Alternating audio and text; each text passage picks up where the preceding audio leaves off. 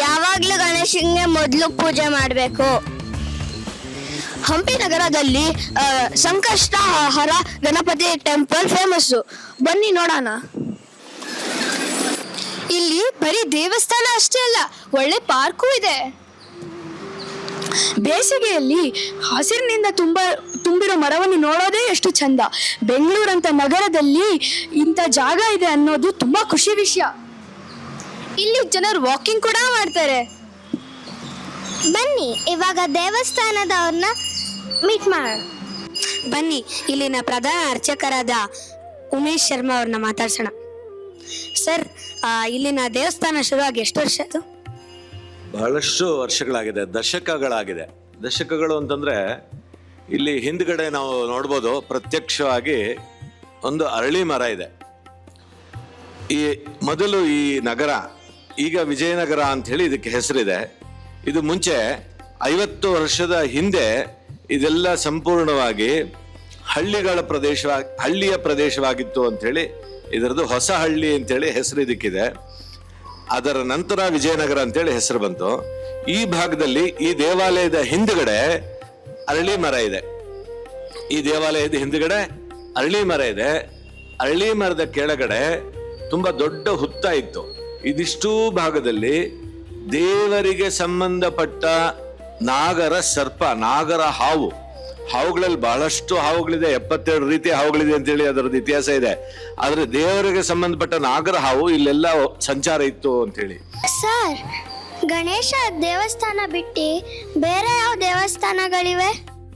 ಇಲ್ಲಿ ಗಣಪತಿ, ಸಂಕಷ್ಟಹರ ಗಣಪತಿ ದೇವಸ್ಥಾನದ ಜೊತೆಗೆ ಪಕ್ಕದಲ್ಲಿ ನವಗ್ರಹ ದೇವರ ದೇವಸ್ಥಾನ ಇದೆ. 9 ನವಗ್ರಹ ದೇವರುಗಳು, ಮತ್ತೆ ನವಗ್ರಹ ದೇವರಗಳ ಗರ್ಭಗುಡಿಯಲ್ಲಿ ಒಂದು ವಿಷ್ಣು ದೇವರ ಇದೆ. ನಂತರ ಈ ಕಡೆ ಭಾಗದಲ್ಲಿ ಯಾಗಶಾಲೆ ಇದೆ, ಹೋಮ ಮಾಡಲಿಕ್ಕೆ ಯಾಗಶಾಲೆ ಇದೆ. ನಂತರ ಆ ಯಾಗಶಾಲೆ ಮುಂಭಾಗದಲ್ಲಿ ಕೃಷ್ಣ ದೇವರ ಅಂದ್ರೆ ಕೃಷ್ಣ ಪರಮಾತ್ಮರ ದೇವಸ್ಥಾನ ಇದೆ. ಸರ್, ಸಂಕಷ್ಟ ಅಂದ್ರೆ ಏನು? ಸಂಕಷ್ಟ ಅಂತಂದ್ರೆ ಹಲವಾರು ರೀತಿಯ, ಎಲ್ಲ ರೀತಿಯ ಕಷ್ಟಗಳನ್ನ ಸಂಕಷ್ಟ ಅಂತಾರೆ. ಆ ಸಂಕಷ್ಟಗಳನ್ನೆಲ್ಲ ನಿವಾರಣೆ ಮಾಡುವಂತಹ ಗಣಪತಿ ಸಂಕಷ್ಟಹರ ಗಣಪತಿ. ಗಣಪತಿಯ ವಿಶೇಷ ಅವತಾರಗಳು, ರೂಪಗಳು, ಶಕ್ತಿಗಳು 108 ಅದರಲ್ಲಿ ಕೆಲವನ್ನ ನಾನೀಗ ಹೇಳ್ತೇನೆ. ಬಾಲಗಣಪತಿ, ವೀರಗಣಪತಿ, ತರುಣ ಗಣಪತಿ, ವಿದ್ಯಾಗಣಪತಿ, ಬುದ್ಧಿ ಗಣಪತಿ, ಸಿದ್ಧಿ ಗಣಪತಿ, ದ್ವಿಮುಖ ಗಣಪತಿ, ಸುಮುಖ ಗಣಪತಿ, ಕ್ಷಿಪ್ರ ಗಣಪತಿ, ಕ್ಷಿಪ್ರ ಪ್ರಸಾದ ಗಣಪತಿ, ಸಿಂಹ ಗಣಪತಿ, ದ್ವಿಮುಖ ಗಣಪತಿ, ಪಂಚಮುಖ ಗಣಪತಿ, ಹೀಗೆಲ್ಲದರ ಜೊತೆಗೆ ಸಂಕಷ್ಟಹರ, ಎಲ್ಲ ರೀತಿಗಳ ಕಷ್ಟಗಳನ್ನ ದೂರ ಮಾಡುವಂತಹ ಸಂಕಷ್ಟಹರ ಗಣಪತಿ ಅಂತೇಳಿ ಹೆಸರು ಇದೆ. ಎಲ್ಲ ರೀತಿಯ ಕಷ್ಟಗಳು, ಆಧ್ಯಾತ್ಮಿಕ ಕಷ್ಟಗಳು, ಆದಿ ದೈವಿಕ ಕಷ್ಟಗಳು, ಆದಿ ಭೌತಿಕ ಕಷ್ಟಗಳು, ಪ್ರಾಕೃತಿಕ ಕಷ್ಟಗಳು, ನಂತರ ಪಂಚಭೂತಗಳಿಂದ ಬರುವಂತಹ ಕಷ್ಟಗಳು, ಸಕಲ ಗ್ರಹಗಳಿಂದ ಬರುವಂತಹ ಕಷ್ಟಗಳು, ಎಲ್ಲ ಕ್ಷುದ್ರ ಗ್ರಹಗಳಿಂದ ಬರುವಂತಹ ಕಷ್ಟಗಳು, ಎಲ್ಲ ಕಷ್ಟಗಳು ಕೂಡ ನಿವಾರಣೆಯನ್ನ, ಎಲ್ಲ ಕಷ್ಟಗಳನ್ನು ನಿವಾರಣೆಯನ್ನು ಮಾಡುವಂತಹ ಗಣಪತಿ ಸಂಕಷ್ಟಹರ ಗಣಪತಿ. ಸರಿ, ಟೆಂಪಲ್ ಸ್ಪೆಷಾಲಿಟಿ ಏನು? ದೇವಸ್ಥಾನದ ವಿಶೇಷತೆ, ಮೊದಲು ಇದು ದೇವರಿಗೆ ಸಂಬಂಧಪಟ್ಟಂತಹ ಭೂಮಿಯೇ ಆಗಿತ್ತು. ಆದ್ದರಿಂದ ಇಲ್ಲಿ ನಾಗದೇವರ ಅಂದ್ರೆ ದೇವರ ಒಂದು ಸರ್ಪ ಸಂಚಾರ ಇತ್ತು. ಅರಳಿ ಮರ ಇದೆ ಹಿಂದ್ಗಡೆ, ಅಲ್ಲಿ ನಾಗದೇವರ ದೇವಸ್ಥಾನ ಇದೆ. ಈಗ ಅದರ ಪಕ್ಕದಲ್ಲೇ ದೊಡ್ಡ ಒಂದು ಹುತ್ತ ಇತ್ತು.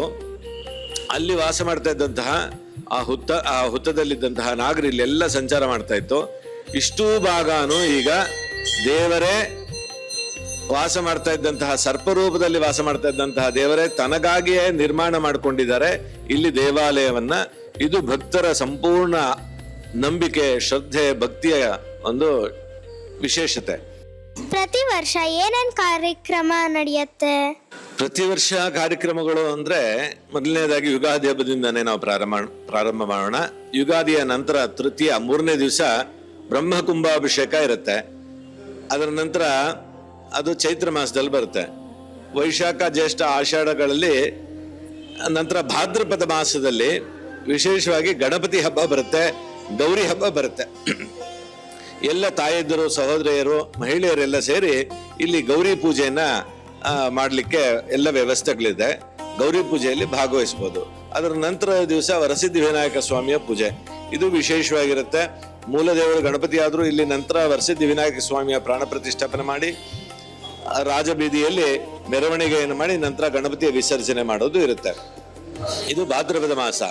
ಅದರ ನಂತರ ಕಾರ್ತೀಕ ಮಾಸದಲ್ಲಿ ಪ್ರತಿ ದಿವಸವೂ ಕೂಡ ಸಂಜೆ ದೀಪ ಉತ್ಸವ ಇರುತ್ತೆ. ಅಂದ್ರೆ ಭಕ್ತರು ದೀಪಗಳನ್ನ ಅವ್ರ ಕೈಯಲ್ಲೇ ಭಕ್ತರು ಹಚ್ಬೋದು. ಇಲ್ಲಿ 3 ಈ ಕಡೆ ಬಲಗಡೆ 3 ಎಡಗಡೆ ಸಾಲಲ್ಲಿ ಆ ದೀಪಗಳನ್ನು ಹಚ್ಚೋದಕ್ಕೆ ವ್ಯವಸ್ಥೆ ಮಾಡಿದೀವಿ ಸ್ವಾಮಿಗೆ ಮುಂಭಾಗದಲ್ಲಿ. ನಂತರ ಪ್ರತಿ ಸೋಮವಾರ ಪ್ರಾಕಾರ ಉತ್ಸವ ಇರುತ್ತೆ. ಆ ಉತ್ಸವದಲ್ಲಿ ಭಕ್ತರು ಉತ್ಸವನೂ ಮಾಡಿಸ್ಬೋದು. ಅವರ ಕೋರಿಕೆಗಳನ್ನ ಭಗವಂತನಲ್ಲಿ ಪ್ರಾರ್ಥನೆ ಮಾಡಿ, ನಮಗಿಂತಹ ಕಷ್ಟ ಇದೆ, ಕಷ್ಟಕ್ಕೆ ಪರಿಹಾರಕ್ಕಾಗಿ ಉತ್ಸವ ಮಾಡಿಸ್ತಿದೀವಿ ಅಂತ ಹೇಳಿ ಹರಕೆ ಮಾಡ್ಕೊಂಡು ಉತ್ಸವ ಮಾಡಿಸೋದಿರುತ್ತೆ. ನಂತರ ಕಲ್ಯಾಣಕ್ಕಾಗಿ ಹರಕೆ ಮಾಡೋವಂತಿರುತ್ತೆ, ಸಂತಾನಕ್ಕಾಗಿ ಹರಕೆ ಮಾಡ್ಕೊಳ್ಳೋದಿರುತ್ತೆ. ಇಲ್ಲಿ ಅವರೇ ನೇರವಾಗಿ ಭಕ್ತರೇ ಭಗವಂತನಲ್ಲಿ ಹರಕೆ ಮಾಡ್ಕೊಳ್ಳೋದಿರುತ್ತೆ. ಕಾರ್ತಿಕ ಮಾಸದಲ್ಲಿ ಈ ದೀಪೋತ್ಸವಗಳು ನಡೆದು ಪ್ರತಿ ದಿವಸ ದೀಪ ಹಚ್ಚಿ ನಂತರ ಕೊನೆಯಲ್ಲಿ ಲಕ್ಷ ದೀಪೋತ್ಸವ ಇರುತ್ತೆ. ನಂತರ ಹೀಗೆ ಧನುರ್ಮಾಸದಲ್ಲಿ ಬೆಳಗ್ಗೆನೆ 5 ಗಂಟೆಗೆ ಸ್ವಾಮಿಗೆ ಅಭಿಷೇಕ ಆಗುತ್ತೆ, 6 ಗಂಟೆಗೆಲ್ಲ ಮಹಾಮಂಗಳಾರತಿ ಆಗುತ್ತೆ. ಇದು ಸಂಪೂರ್ಣ 1 ತಿಂಗಳ ಕಾಲ ಧನುರ್ಮಾಸ ನಡೆಯುತ್ತೆ. ನಂತರ ದೀಪಾವಳಿಯಲ್ಲಿ ವಿಶೇಷವಾಗಿ ದೀಪಾಲಂಕಾರಗಳಿರುತ್ತೆ. ಮತ್ತೆ ಆಷಾಢ ಮಾಸದಲ್ಲಿ ವಿಶೇಷವಾಗಿ ನಮ್ಮ ಮಹಿಳಾ ಭಜನೆ ಸತ್ಸಂಗದಿಂದ ದೇವಿ ಪಾರಾಯಣ ಇರುತ್ತೆ, ಚಂಡಿ ಹೋಮ ಇರುತ್ತೆ, ದುರ್ಗಾ ಹೋಮ ಇರುತ್ತೆ. ಹೀಗೆ ಭಕ್ತರು ಪ್ರತಿ ದಿವಸವೂ ಕೂಡ ಅಥವಾ ಅವ್ರು ಇಷ್ಟಪಟ್ಟಂತಹ ದಿವಸ ಇಲ್ಲಿ ಹೋಮವನ್ನು ಮಾಡಿಸ್ಲಿಕ್ಕೆ ಅವರಿಗೆ ಅವಕಾಶಗಳಿದೆ. ಅವರ ಕುಟುಂಬಗಳ ಶ್ರೇಯೋಭಿವೃದ್ಧಿಗೆ ಎಲ್ಲ ರೀತಿಯಾದಂತಹ ಅವ್ರು ಇಚ್ಛೆ ಪಟ್ಟಂತಹ ಹೋಮಗಳನ್ನು ಮಾಡಿಸುವಂಥದ್ದು ಇರುತ್ತೆ. ಮೃತ್ಯುಂಜಯ ಹೋಮ, ಗಣಪತಿ ಹೋಮ, ನವಗ್ರಹ ಶಾಂತಿ ಹೋಮ, ರುದ್ರ ಹೋಮ, ದುರ್ಗಾ ಹೋಮ, ಸುದರ್ಶನ ಹೋಮ, ಹೀಗೆಲ್ಲ ಅವರವರ ಭಕ್ತಿಗೆ, ಶ್ರದ್ಧೆಗೆ, ನಂಬಿಕೆಗೆ ಇಲ್ಲಿ ಸ್ವಾಮಿಯ ಆ ಸನ್ನಿಧಾನದಲ್ಲಿ ಎಲ್ಲ ವ್ಯವಸ್ಥೆಗಳು ಇರುತ್ತೆ. ಇಲ್ಲಿವರೆಗೂ ನಮ್ಮ ಜೊತೆ ಮಾತಾಡೋದಕ್ಕೆ ಧನ್ಯವಾದಗಳು ಸರ್. ಧನ್ಯವಾದಗಳು ಸರ್. ನೋಡ್ರಲ್ಲ, ಇವಾಗ ಗಣೇಶನ ದೇವಸ್ಥಾನ, ಸಿಕ್ಕಾಪಟ್ಟೆ ಕ್ಯಾಮ್ರಾಮನ್ ಜೊತೆ ಸಿಕ್ಕಾಪಟ್ಟೆ ರಿಪೋರ್ಟರ್ಸ್. ವಿಜಯನಗರ ಬಿಂಬಾರ್ ಟಿವಿ.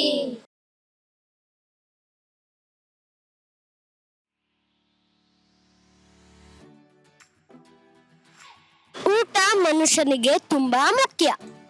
ಊಟ ಬಲ್ಲವನಿಗೆ ರೋಗವಿಲ್ಲ, ಮಾತು ಬಲ್ಲವನಿಗೆ ಜಗಳವಿಲ್ಲ ಎಂದು ಒಂದು ಗಾದೆನೇ ಇದೆ. ನಮ್ಮಲ್ಲಿ ಬೇರೆ ಬೇರೆ ತರ ಊಟ ಇದೆ.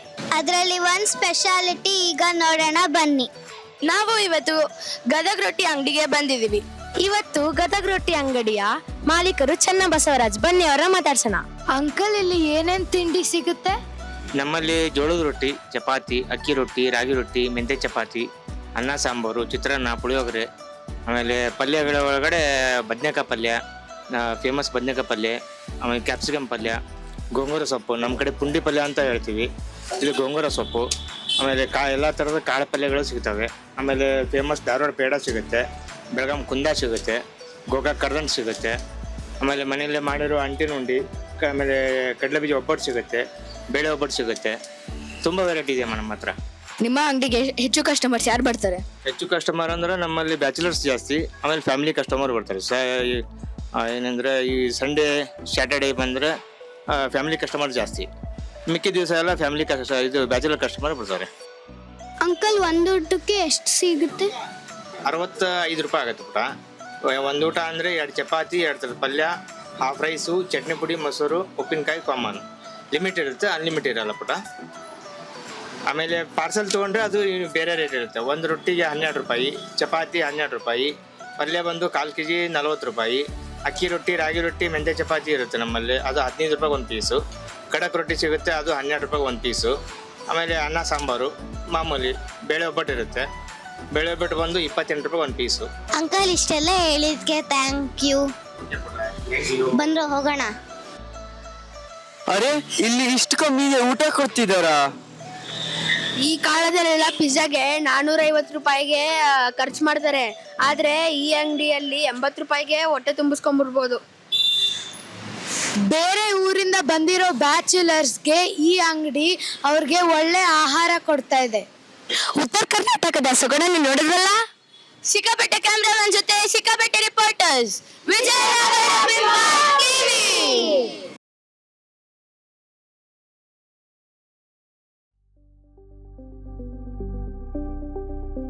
ಪಂಚೇಂದ್ರಿಯಗಳಿಂದಲೇ ನಾವು ಇಡೀ ಜಗತ್ತನ್ನು ಅರ್ಥ ಮಾಡಿಕೊಳ್ಳುತ್ತೇವೆ. ಪಂಚೇಂದ್ರಿಯಗಳೆಂದರೆ ಕಣ್ಣು, ಕಿವಿ, ಮೂಗು, ಬಾಯಿ ಮತ್ತು ಚರ್ಮ. ಇದರಲ್ಲಿ ಯಾವ್ದಾದ್ರೂ ಒಂದೇ ಒಂದು ಕೆಲಸ ಮಾಡಲಿಲ್ಲ ಅಂದ್ರೂ ಕಷ್ಟ ಆಗುತ್ತೆ. ಅದಕ್ಕೆ ನಾವು ಇವತ್ತು ಆನ್ವಿ ಹಿಯರಿಂಗ್ ಸೊಲ್ಯೂಷನ್ಸ್ ಹತ್ರ ಬಂದಿದ್ದೀವಿ. ಅವರು ಏನೆಲ್ಲ ಮಾಡ್ತಾರೆ ನೋಡೋಣ ಬನ್ನಿ. ಶ್ರವಣ ದೋಷ ಯಾಕೆ ಬರುತ್ತೆ, ಅದಕ್ಕೆ ಏನು ಟ್ರೀಟ್ಮೆಂಟ್ ಇದೆ ಅಂತ ತಿಳ್ಕೊಳ್ಳೋಣ. ಇವಾಗ ನಮ್ಮ ಜೊತೆ ಆಡಿಯಾಲಜಿಸ್ಟ್ ಮಿಸ್ ದಿಯಾ ಇದ್ದಾರೆ. ಬನ್ನಿ ತಿಳ್ಕೊಳ್ಳೋಣ. ಮೇಡಮ್, ಇಯರಿಂಗ್ ಲಾಸ್ ಯಾಕಾಗತ್ತೆ? ಇಯರಿಂಗ್ ಲಾಸಿಗೆ ತುಂಬ ಜಾಸ್ತಿ ರೀಸನ್ಸ್ ಇದೆ. ಒಂದು ಕಿವಿಲ್ ವ್ಯಾಕ್ಸ್ ಇರುತ್ತೆ, ಇಲ್ಲಾಂದರೆ ತಲೆ ಮೇಲೆ ಅಥವಾ ಕಿವಿ ಮೇಲೆ ಏಟ್ ಬಿದ್ದಿರುತ್ತೆ. ಕೆಲವೊಬ್ಬರಿಗೆ ವಯಸ್ಸು ಜಾಸ್ತಿ ಆಗಿದೆ, ಆ ಥರ ನರಗಳು ಎಲ್ಲ ವೀಕ್ ಆಗ್ತಾ ಹೋಗುತ್ತೆ, ಅದಕ್ಕೆ ಇಯರಿಂಗ್ ಲಾಸ್ ಬರುತ್ತೆ. ಮೇಡಮ್, ಇಯರಿಂಗ್ ಲಾಸ್ಗೆ ಏನೇನು ಟೆಸ್ಟ್ ಮಾಡ್ತೀರಾ? ಇಯರಿಂಗ್ ಟೆಸ್ಟ್ ಬೇರೆ ಬೇರೆ ಇರುತ್ತೆ.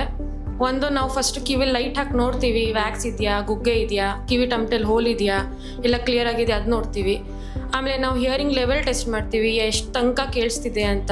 ಅದೆಲ್ಲ ದೊಡ್ಡವ್ರಿಗೆ ಮಾಡ್ಬೋದು, ಚಿಕ್ಕ ಮಕ್ಕಳು ಯಾರು ಮಾಡೋಕ್ಕಾಗಲ್ಲ, ಅವರಿಗೆ ಮಲ್ಕೊಂಡು ಎಲ್ಲ ನಾವು ಬ್ರೈನಿಂದನೇ ಡೈರೆಕ್ಟ್ಲಿ ರೆಸ್ಪಾನ್ಸಸ್ ಎಲ್ಲ ಮಾಡ್ತೀವಿ. ಆಮೇಲೆ ಸ್ಪೀಚು ಟೆಸ್ಟ್ ಮಾಡ್ತೀವಿ, ವಿತ್ ಹಿಯರಿಂಗ್ ಏಡು, ವಿತೌಟ್ ಹಿಯರಿಂಗ್ ಏಡು, ಹೇಗೆ ಅವ್ರು ರೆಸ್ಪಾಂಡ್ ಮಾಡ್ತಿದ್ದಾರೆ, ಎಷ್ಟು ಸ್ಪೀಚ್ ಸ್ಕೋರ್ಸ್ ಇದೆ ಅವ್ರದ್ದು, ಅದೆಲ್ಲ ಮಾಡ್ತೀವಿ ನಾವು. ನಿಮ್ಮ ಹತ್ರ ಯಾವ ಥರ ಹಿಯರಿಂಗ್ ಏಜ್ ಇದೆ? ಹಿಯರಿಂಗ್ ಏಡ್ಸ್ 3 ಥರ ಬರುತ್ತೆ. ಒಂದು ಕಂಪ್ಲೀಟ್ಲಿ ಇನ್ವಿಸಿಬಲ್ ಇರುತ್ತೆ, ಕಿವಿ ಒಳಗೆ ಹೋಗುತ್ತೆ, ಅದು ಕಂಪ್ಲೀಟ್ಲಿ ಕಿವಿ ಒಳಗೆ ಹೋಗುತ್ತೆ, ಆಚೆಯಿಂದ ಕಾಣಿಸಲ್ಲ. ಮೈಕ್ರೋಫೋನು, ರಿಸೀವರ್ ಎಲ್ಲ ಕಿವಿ ಒಳಗೆ ಇರುತ್ತೆ. ಇನ್ನೊಂದು ಕಿವಿ ಹಿಂದ್ಗಡೆ ಒಂದು ಪಾರ್ಟ್ ಮೈಕ್ರೋಫೋನ್ ಅಂತ, ಮತ್ತು ಇನ್ನೊಂದು ರಿಸೀವರ್ ಹಿಂಗೆ ಆಚೆ ಬಂದು ಒಂದು ಟಿಪ್ ಕಿವಿ ಒಳಗೆ ಹೋಗುತ್ತೆ. ಇನ್ನೊಂದು ರಿಸೀವರ್ ಮೈಕ್ರೋಫೋನು 2 ಹಿಂದೆ ಹೋಗುತ್ತೆ, ಒಂದು ದಪ್ಪ ಪೈಪ್ ಬರುತ್ತೆ ಇಲ್ಲಿ, ಅದು ಕಿವಿ ಒಳಗೆ ಹೋಗುತ್ತೆ. ಸೊ ಹೆಂಗೆ ಹಿಯರಿಂಗ್ ಲಾಸ್ ಇರುತ್ತೆ ಅದ್ಮೇಲೆ ಹಿಯರಿಂಗ್ ಏಡ್ ಇದೆ. ಮೈಲ್ಡ್ ಲಾಸ್ ಆ ಥರ ಇದ್ದರೆ ಚಿಕ್ಕದ ಮಿಷಿನ್ ಎಲ್ಲ ಸೂಟ್ ಆಗುತ್ತೆ. ಹೆಂಗೆ ಲಾಸ್ ಅವ್ರಿಗೆ ಜಾಸ್ತಿ ಆಗ್ತಾ ಹೋಗುತ್ತೆ, ಮಷಿನ್ ಸೈಜು ದೊಡ್ಡದಾಗಿರುತ್ತೆ, ಯಾಕಂದ್ರೆ ಪವರ್ ಜಾಸ್ತಿ ಬೇಕು ಅವರಿಗೆ. ಕಮ್ಯುನಿಕೇಶನ್ ಎಷ್ಟು ಇಂಪಾರ್ಟೆಂಟ್ ಅಲ್ವಾ? ಕಿವಿನೇ ಕೇಳಿಸಿಲ್ಲ ಅಂದರೆ ಕಮ್ಯುನಿಕೇಶನ್ ತುಂಬ ಕಷ್ಟ ಆಗುತ್ತೆ. ಎಷ್ಟೊಂದು ಜನಕ್ಕೆ ಕಿವಿನೇ ಕೇಳಿಸಲ್ಲ. ಇಂಥವ್ರಿಗೆ ಆನ್ವಿ ಹಿಯರಿಂಗ್ ಸೊಲ್ಯೂಷನ್ಸ್ 12 ವರ್ಷದಿಂದ ವಾಪಸ್ ಕಿವಿ ಕೇಳಂಗ್ ಮಾಡ್ತಿದ್ದಾರೆ. ಪುಟಾಣಿ reporters reporting for Vijayanagara Bimba TV.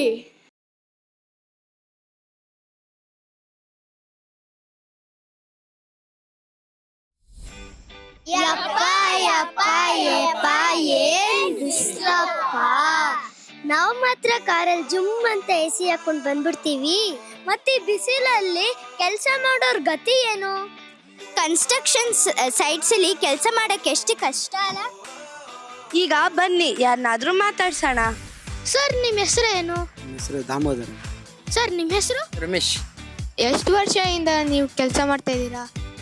ಒಂದು 20 ವರ್ಷದಿಂದ ಕೆಲಸ ಮಾಡ್ತಾ ಇದ್ದೀನಿ. ನಾವು ಈಗ ಒಂದು 8 ವರ್ಷದಿಂದ ಮಾಡ್ಕೊಂತೀವಿ ಹೆಲ್ಪ್ ಕೆಲಸ. ಈ ಬಿಸಿಲಲ್ಲಿ ಹೆಂಗ್ ಕೆಲಸ ಮಾಡ್ತೀರಾ? ಕೆಲಸ 20 ವರ್ಷದಿಂದ ಮಾಡ್ತಾ ಇದ್ದೀವಿ ಸರ್. ಬಿಸಿಲಲ್ಲಿ ಮಾಡಿ ರೂಢಿ ಇದೆ, ಹಂಗೆ ಮಾಡ್ತಾ ಇದ್ದೀವಿ. ಅಂಕಲ್, ಇವಾಗ ಜಾಸ್ತಿ ಬಿಸಿಲಂತೆ, ನಿಮಗೆ ಹೇಗೆ ಅನ್ಸುತ್ತೆ? ಇಲ್ಲ, ಯಾವಾಗಲೂ ಹಿಂಗೆ ಇರುತ್ತೆ, ನಮಗೇನೋ ಅಷ್ಟೊಂದು ಬಿಸಿಲು ಕಾಣ್ತಾ ಇಲ್ಲ. ನಮಗೆಲ್ಲ ರಜಾ, ಸಮ್ಮರ್ ರಜಾ ಇರುತ್ತೆ, ನಿಮಗೆಲ್ಲ ಹೆಂಗಿರುತ್ತೆ?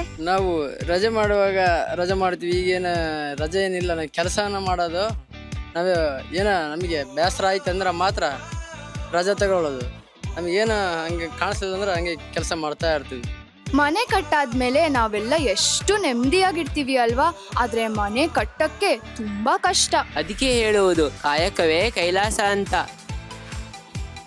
ಈಗ ಪುಟಾಣಿ reporters reporting for Vijayanagara Bimba TV.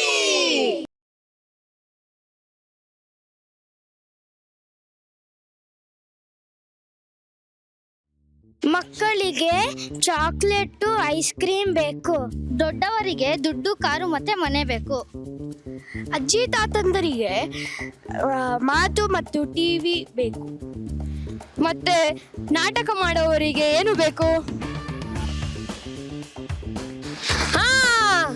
ನಾಟಕ ಮಾಡೋರ್ಗೆ ಒಂದ್ ಜಾಗ ಬೇಕು, ಜನ ಬೇಕು. ಜಾಗ ಎಲ್ಲಿದೆ ಆದ್ರೆ? ನಮ್ಮ ರವೀಂದ್ರ ಕಲಾಕ್ಷೇತ್ರ ಮತ್ತೆ ಕಲಾಗ್ರಾಮ ಇದೆ ಅಲ್ವಾ? ಹೌದಲ್ವಾ?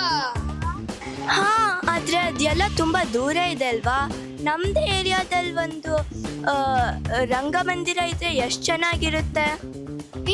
ಅಲ್ಲಿ ನೋಡು, ಅಲ್ಲೇ ಒಂದಿದೆ. ಬನ್ನಿ ಎಲ್ಲರೂ ಹೋಗೋಣ. ನಮ್ಮ ಹಂಪಿ ನಗರದಲ್ಲಿ ಒಂದು ಹೊಸ ರಂಗಮಂದಿರ ಓಪನ್ ಆಗ್ತಿದೆ. ಅದೇನೆ ಜಿ ಮುನಿಸ್ವಾಮಪ್ಪ ಬಯಲು ರಂಗಮಂದಿರ. ಅದು ಆದಷ್ಟು ಬೇಗ ಓಪನ್ ಆಗಿ ನಾವೆಲ್ಲ ನಾಟಕ ಮಾಡೋಣ. ಪುಟಾಣಿ ರಿಪೋರ್ಟರ್ಸ್ ರಿಪೋರ್ಟಿಂಗ್ ಫ್ರಮ್ ಮುನಿಸ್ವಾಮಪ್ಪ ಬಯಲು ರಂಗಮಂದಿರ ಫಾರ್ ವಿಜಯನಗರ ಟಿವಿ.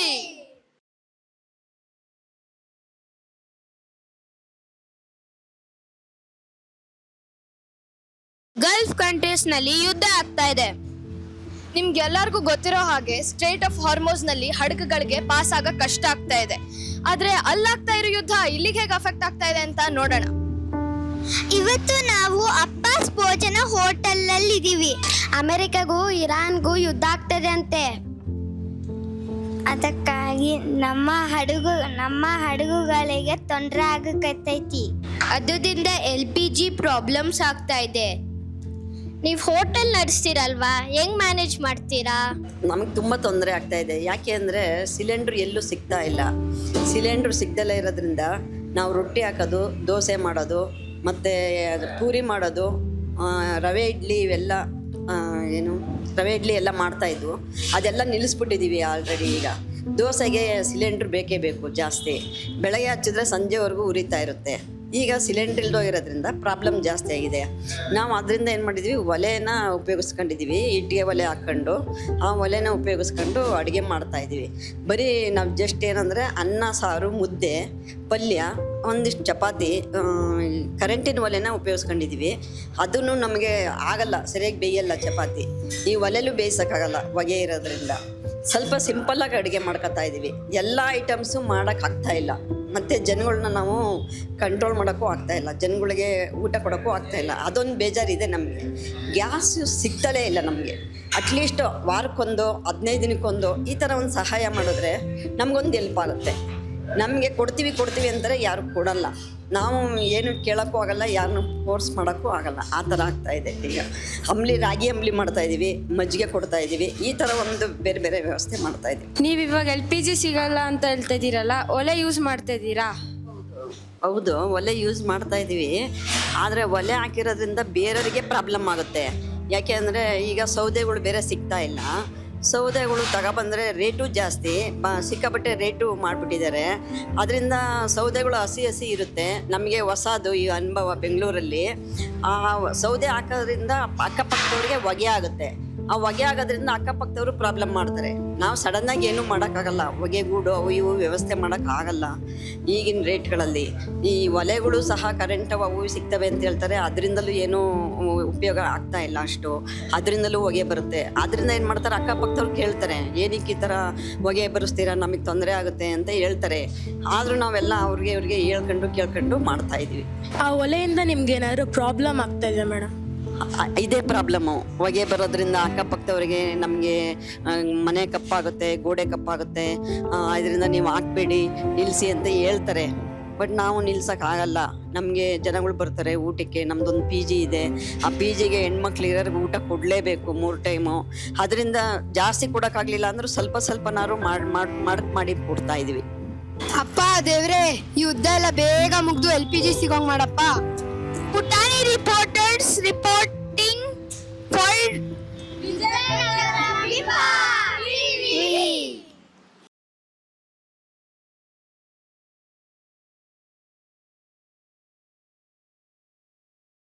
ಯಶಪ್ಪ, ಎಷ್ಟು ಸುಸ್ತಾಗ್ತದೆ, ಎಷ್ಟು ಬಿಸಿಲಿದೆ. ಅಯ್ಯೋ ಕೇಳಿಲಿ, ಇರಾನಲ್ಲಿ ಯುದ್ಧ ನಡೀತಿದೆ ಅಂತೆ. ಯುದ್ಧನೂ ಅಷ್ಟೇ, ಬೇಸಿಗೆನೂ ಅಷ್ಟೇ.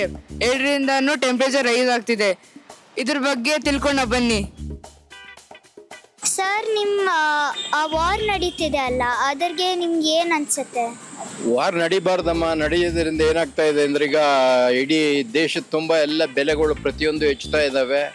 ಅದರಿಂದ ಜನಕ್ಕೆ ಕಷ್ಟ. ವಾರ್ ನಿಲ್ಲಬೇಕು. ಅಮೆರಿಕ ಅಧ್ಯಕ್ಷದಿಂದ ಇವತ್ತು ಇವೆಲ್ಲ ನಡೀತಾ ಇರೋದು. LPGದು ಬೆಲೆ ಜಾಸ್ತಿ ಆಗಿದೆಯಾ ಸರ್? ಹೌದಾ ಸರ್? ಹೌದು, LPG ಬೆಲೆ ಜಾಸ್ತಿ ಆಗಿದೆ. ಪೆಟ್ರೋಲ್ ಬೆಲೆ ಜಾಸ್ತಿ ಆಗಿದೆ, ಹೌದಾ ಸರ್? ಹೌದಪ್ಪ, ಪೆಟ್ರೋಲ್ ಬೆಲೆ ಜಾಸ್ತಿ ಆಗಿದೆ. ಇದರಿಂದ ಎಲ್ಲ ವರ್ಗದವ್ರಿಗೂ ಬಹಳ ತೊಂದರೆ ಆಗ್ತಾ ಇದೆ. ಇದು ಸರ್ಕಾರಕ್ಕೆ ಏನ್ ಮಾಡ್ಬೋದು ಅಂತ ಹೇಳ್ತೀರಾ ಸರ್? ಸರ್ಕಾರ ಈಗಾಗಲೇ ಸಾಕಷ್ಟು ಕ್ರಮಗಳನ್ನು ತೆಗೆದುಕೊಂಡಿದೆ. ಈಗ ಉದಾಹರಣೆಗೆ ನೀವು ಟಿ ವಿಗಳೆಲ್ಲ ನೋಡ್ತಾ ಇರ್ತೀರಿ, ಬೇರೆ ದೇಶಗಳಿಗಿಂತ ನಮ್ಮ ದೇಶಕ್ಕೆ ಕೆಲವು ಹಡಗುಗಳು ಬರ್ತಾ ಇವೆ. ಸೆಂಟ್ರಲ್ ಕೇಂದ್ರ ಸರ್ಕಾರ ಇದರ ಅಧೀನದಲ್ಲಿ ಬರೋದು. ಕೇಂದ್ರ ಸರ್ಕಾರದವರು ಸಾಕಷ್ಟು ಕಾರ್ಯಕ್ರಮಗಳನ್ನು ತಗೊಂಡಿದ್ದಾರೆ. ಬಟ್ ಇದೇ ರೀತಿ ಮುಂದುವರೆದ್ರೆ ಎಲ್ಲರಿಗೂ ಬಹಳ ತೊಂದರೆ ಆಗುತ್ತೆ ಅನ್ನೋದು ನನ್ನ ಅನಿಸಿಕೆ. ಸರ್, ಇದು ತೊಂದರೆ ಅಂತ ಹೇಳಿದ್ರಲ್ಲ, ಇದು ನಮ್ಮ ದೇಶಕ್ಕೆ ಮಾತ್ರನಾ ಇಲ್ಲ ಎಲ್ಲ ದೇಶಕ್ಕೂ? ಇಲ್ಲ, ನಮ್ಮ ದೇಶಕ್ಕೆ ಮಾತ್ರ ಅಲ್ಲ, ಇಡೀ ಪ್ರಪಂಚದ ಬಹುತೇಕ 80% ರಾಷ್ಟ್ರಗಳಿಗೆ ಬಹಳ ತೊಂದರೆ ಆಗ್ತಾ ಇದೆ. ಬಹಳ ಸಾಕಷ್ಟು ಕಷ್ಟವನ್ನ ಪಡ್ತಾ ಇದ್ದಾರೆ. ಸರ್, ನಮ್ಮ ದೇಶವು ಈ ಯುದ್ಧದಲ್ಲಿ ಭಾಗವಹಿಸಬೇಕಾ ಅಥವಾ ಇಲ್ವಾ? ನಮ್ಮ ದೇಶವು ಯುದ್ಧದಲ್ಲಿ ಭಾಗವಹಿಸಬಾರದು, ತಟಸ್ಥವಾಗಿದ್ರೆ ಮಾತ್ರ ಅನುಕೂಲ ಆಗುತ್ತೆ. ಯಾಕೆಂದ್ರೆ ಎರಡೂ ದೇಶಗಳು ನಮಗೆ ವೈರಿನೇ. ಆದ್ದರಿಂದ ನಮಗೆ ನಾವು ತಟಸ್ಥವಾಗಿರೋದ್ರಿಂದ ನಮಗೆ ಹೆಲ್ಪ್ ಆಗುತ್ತೆ ಹೊರತು ಬೇರೆ ಪರ ವಹಿಸಬಾರ್ದು ಅಂತ ಹೇಳಕ್ ಇಷ್ಟಪಡ್ತೀನಿ. ಸರ್, ನಾವು ನಾಗರಿಕರಾಗಿ ಈ ಯುದ್ಧದಲ್ಲಿ ನಾವು ಪಾಲ್ಗೊಳ್ಳಬೇಕು ಅಥವಾ ಬೇಡ?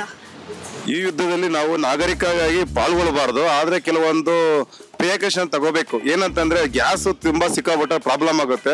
ಕಡಿಮೆ ನಾವು ಗ್ಯಾಸ್ ಅನ್ನು ಉರಿಸ್ಬೇಕಾಗುತ್ತೆ. ಪೆಟ್ರೋಲ್ ಕೂಡ ಸಿಗೋದಿಲ್ಲ ಈ ಮೂಮೆಂಟ್ ಅಲ್ಲಿ. ಅದು ನೀರಲ್ಲ ಪೆಟ್ರೋಲ್ ಸಿಗೋದು, ನೀರ್ ತರ ಸಿಗೋದಾದ್ರೆ ನಾವು ಖರ್ಚು ಮಾಡ್ಬೋದಾಯ್ತು.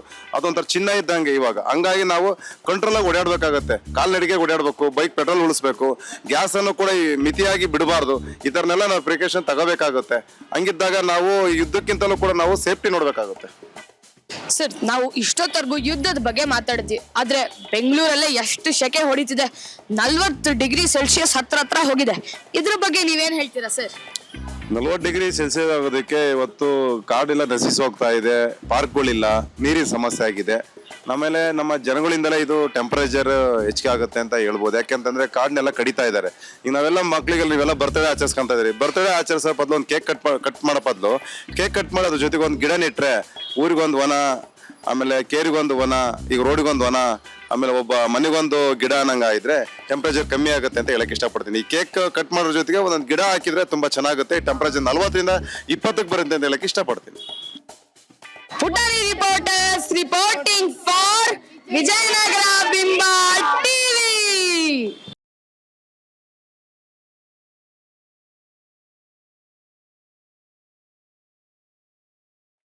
ನಗುವುದು ಸಹಜದ ಧರ್ಮ, ನಗಿಸುವುದೇ ಪರಧರ್ಮ ಅಂತ DVG ಅವರು ಹೇಳಿದ್ದರು.